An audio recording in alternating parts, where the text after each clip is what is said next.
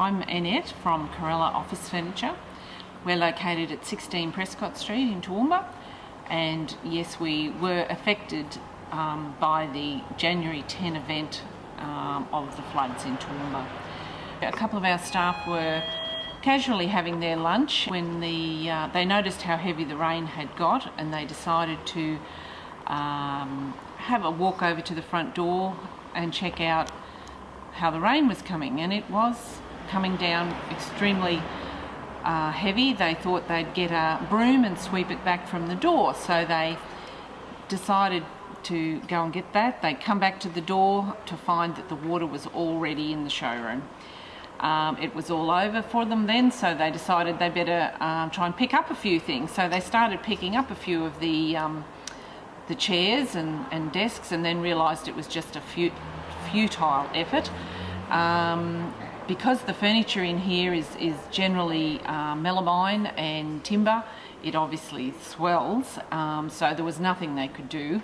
The water was about 18 inches high right through the whole showroom, and the water itself came from the street in Prescott Street as well as down Gog Street, and it went through the easement on the northern side of the building, which is a council easement, which runs into the waterways at the back of the building here, which is where the cars by then were floating downstream.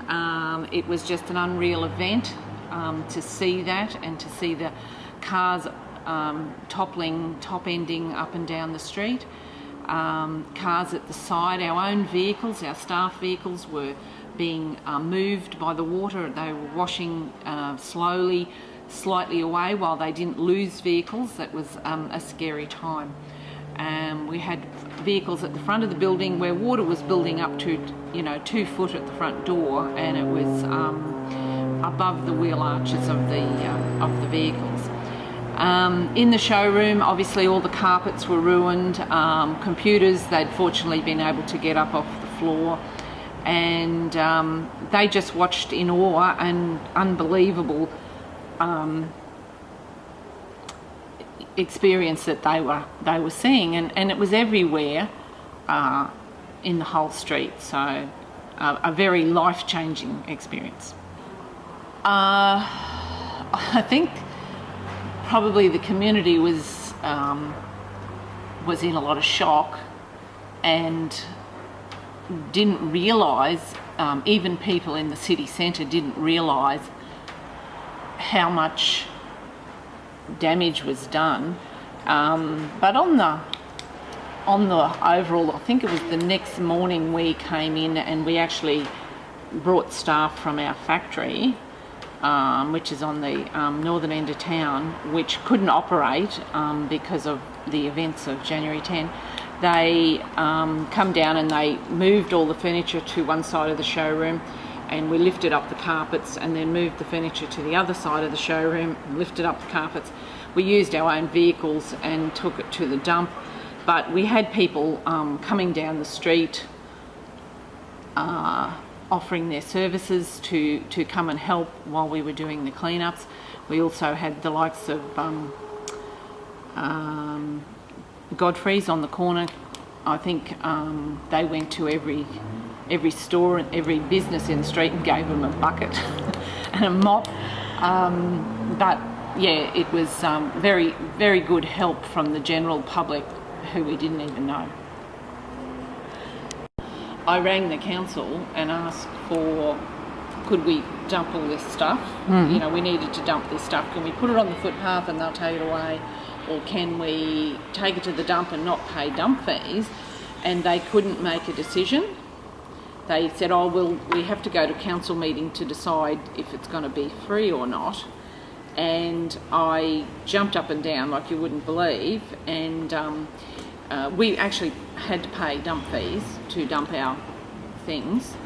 And about a week, it took about 4 days or 5 days after the flood event for the council to agree that there would be free of dump fees.